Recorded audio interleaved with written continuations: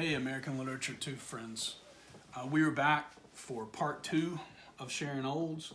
This is the second video of the pair going over her poetry, and we're going to go over the 4th, 5th, and 6th poems that are on the syllabus. Those are Prayer During a Time My Son is Having Seizures, Wander as Wander, and The Cast, if you look on the syllabus there. In the first pair of these videos, part 1, we went over Sharon Olds, the writer, a little bit of biographical information, connected her to some confessional poetry ideas, and we went over the response topic. Just to remind you of the response topic, it is investigate the ways that love or beauty is constructed and think about issues like where love and beauty comes from in the poems, what experiences, objects, or person it is attached to, what the beauty or experience is attached to or connected to, and if there are any problems or imperfections with the beauty, with the love, those kinds of things, that kind of, this isn't perfect, but it's still worthy of love, how that's built in the poems. So what we're going to do is go through Prayer During a Time My Son is Having Seizures, Wander as Wander, and The Cast, and try to talk about those 3 poems through that lens. We're going to start with Prayer During a Time My Son is Having Seizures. And it may be worth going through this poem and The Cast here together, because they are both son poems, poems about the speaker's son and different experiences that he has. This poem may be the most love poem, the most I love you no matter what, unconditional love, I find love and beauty in my son. The most, if you want a single poem that is very clearly relevant to the response topic, this may be the one, because it is this unconditional, I love you no matter what, I'll do anything, I'll take you however you are. Finally, I just leaned on the door frame, a woman without belief. And so you get this image of this person who doesn't have religious faith, but because things are so bad, she's praying. Please don't let anything happen to him. Don't let him stand there and his gold jaw lock while he watches the burning mountain falling slowly through his mind and no words come to him. And so you've got this mom, the son is having a seizure, the seizure is starting, and she knows what's about to happen, and she is just standing there praying. Even though she doesn't have that religious faith, she's like, I'll do it. If anything that might help, I'll do. Don't let him stand there like a tree with its green branch lopped off and falling slowly away, the tiny amber cones already darkening. So like a tree that's sort of just fixed and frozen, he can't move because he's having the seizure. Don't let him fall like the lip of a cliff coming off. And so like this edge of a cliff sliding off in a mudslide. And so now that he's having the seizure, standing up, she's like, don't let him fall to the ground and hurt himself. A heavy tuft stuck with white berry blossoms sliding down the raw bluff of his life. Don't let him stand on the curb watching his mind get hit by a blue car over and over. And so it's almost like there's some kind of collision or accident happening in his mind because of the seizure. There's nothing he can do about it. Don't hurt him, I cry out. Don't take his thoughts away, as a kid will rip a toy from another kid's hands. And that don't hurt him, that sentiment, that emotion in this is a significant emotion in this poem, because it's like any parent doesn't want to see their child get hurt. And so that's what this boils down to, is this like, I don't want him to suffer. I'm praying for him to not suffer. Don't go up to his small dazzling brain and spangles on the high wire and push it off. There is no net. Don't leave him in a wheelchair drooling into cereal. And so it's now you get this jump forward to this, like, after years of seizures, the son is forced to be in a wheelchair, drooling into cereal, not knowing the dark holes are raisins. And yet, and so you get this turn in the poem, this like, and yet, if that's the only way I can have him, I want to have him. And so it's like, I'm praying that he doesn't suffer in this way, that these seizures don't get worse, that he doesn't have seizures at all. But if that's the only way I can have him, I want to have him, to look deep into his face and see just the avenues of light, empty and spacious, to put on his bib as I once did. And so she's like, even if we have to go back to him being a baby and spitting food and, you know, drooling and spitting food on himself because of these seizures, if we have to go back to the way things originally were, and spoon brown sugar into the river of his life, I'll change his dark, radiant diapers. I'll scrape the blue mold that collects in the creases of his elbows. So she's like, even if he's just confined to a wheelchair and I have to feed him and change his diapers, I want to have him. If that's the only way I can have him, I want to have him. I will sit with him in his room for the rest of my days. I will have him on any terms. And so you get this sentiment at the end of the poem. I pray that this doesn't happen, that he's not having these seizures, that it doesn't do any damage. But if that's the only way I can have him, I'll take it. And so it is this sort of doubled sentiment of, I don't want to see my child hurt, but if this is the only way, then I'll take that way. And so you get this just raw, unconditional affection in this poem, this I want to help my child, but if they can't be helped, I'll take them regardless, no matter what. And then, like I said, The Cast is another poem about the speaker's son. Let's see if we can make this a little bit bigger. This is a much simpler sentiment because this is about the son has broken his arm. He had to have his arm in a cast. If any of y'all have had that experience, you know that if your arm or your leg is in a cast, it'll get itchy, but it'll also shrink and get all pale. And so this is the day that you're always looking forward to if you've had a cast, if you've broken an arm or a wrist or a leg. The day you're always looking forward to is the day they cut that cast back off and you're free again. This poem is about that day. The son gets his cast cut off. When the doctor cut off my son's cast, the high scream of the saw, they take that little saw and cut through the plaster, filled the room, and the boy's lap was covered with fluff like the chaff of a new thing emerging, the down in the hen yard. And so they cut the cast off, and the little pieces of the cast are just flaking off that plaster, that dried out plaster, cutting off. And she says it's like the tiny little feathers of a newborn chicken or something like that. Down the seam that runs along the outside of the arm and up the seam along the inside. So they cut the cast off on the top of his arm and the bottom of his arm. They cut it into two pieces and then pop it off. That line where the color of a white boy's arm changes like a fish from belly white to prismatic.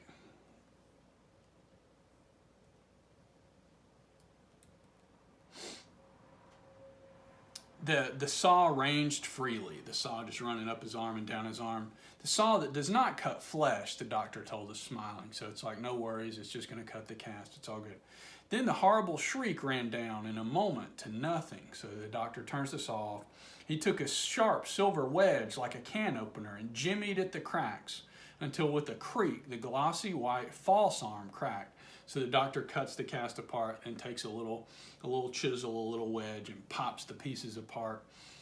And there lay the kid's sweet, dirty forearm, thin as a darkened twig, again, because it's been in this cast, it's sort of shrunk up. He lifted it in astonishment like a gift.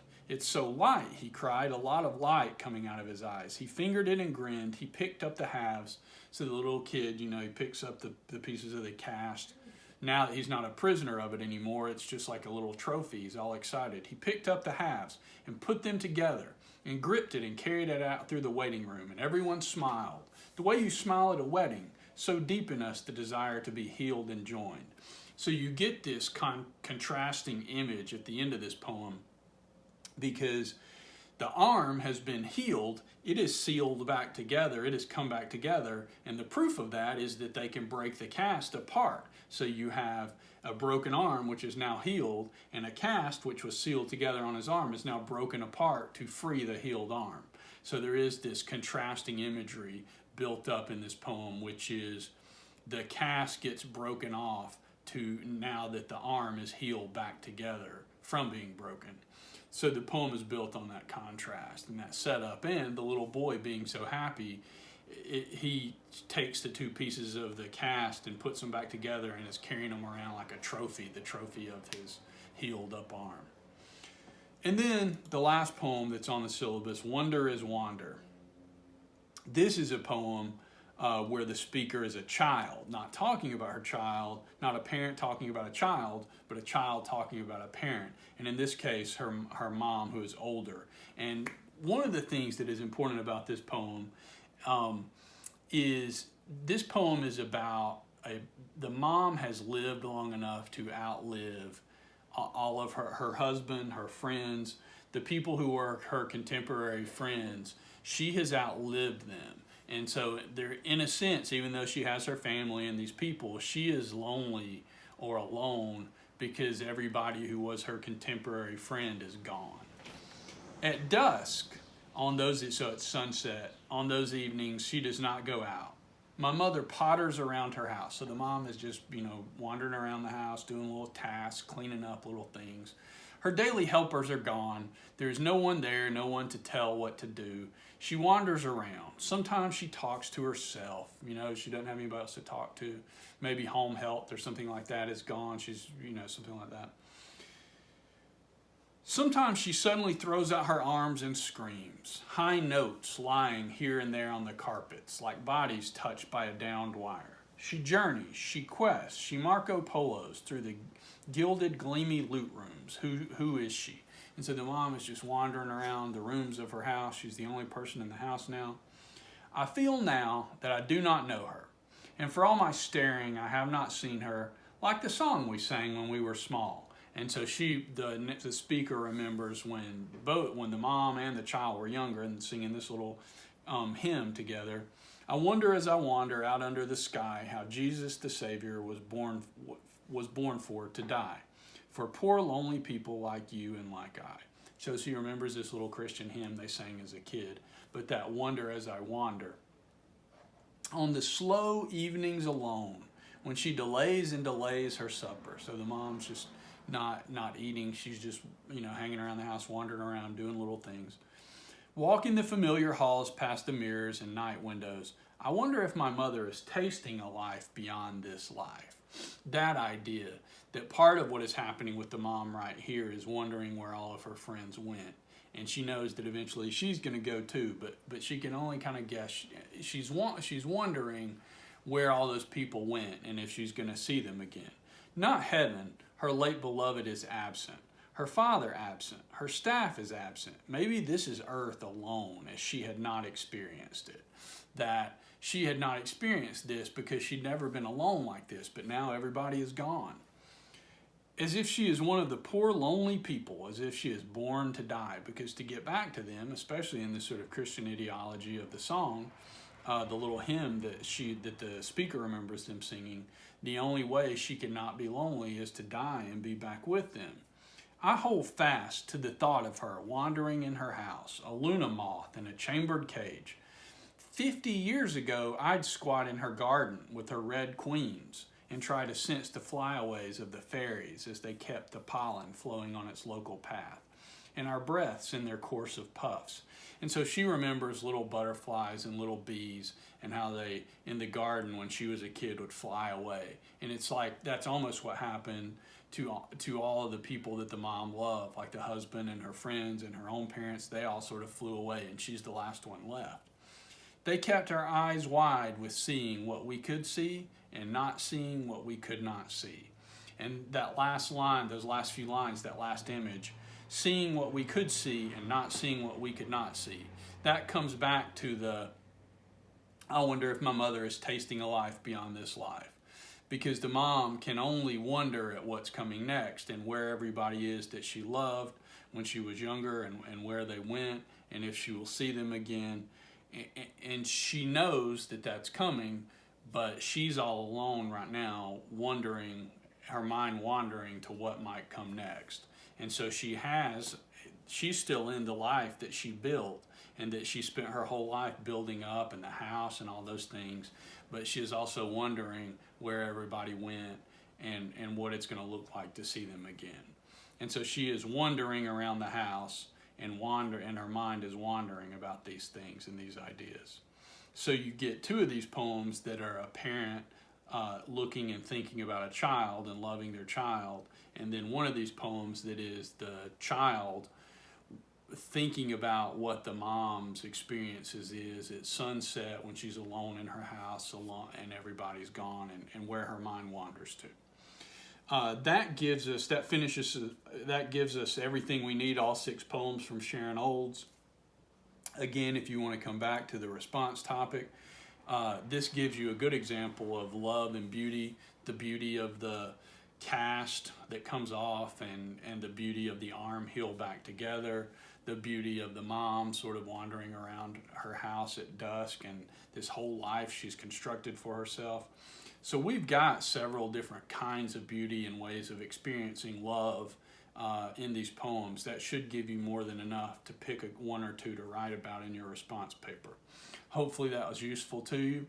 We're all done with Sharon Olds now. As always, if you've got questions about any of the poems or anything else, be in touch with me, and I'll look forward to hearing from y'all. And I hope y'all enjoyed all of these Sharon Olds poems. Thanks a lot.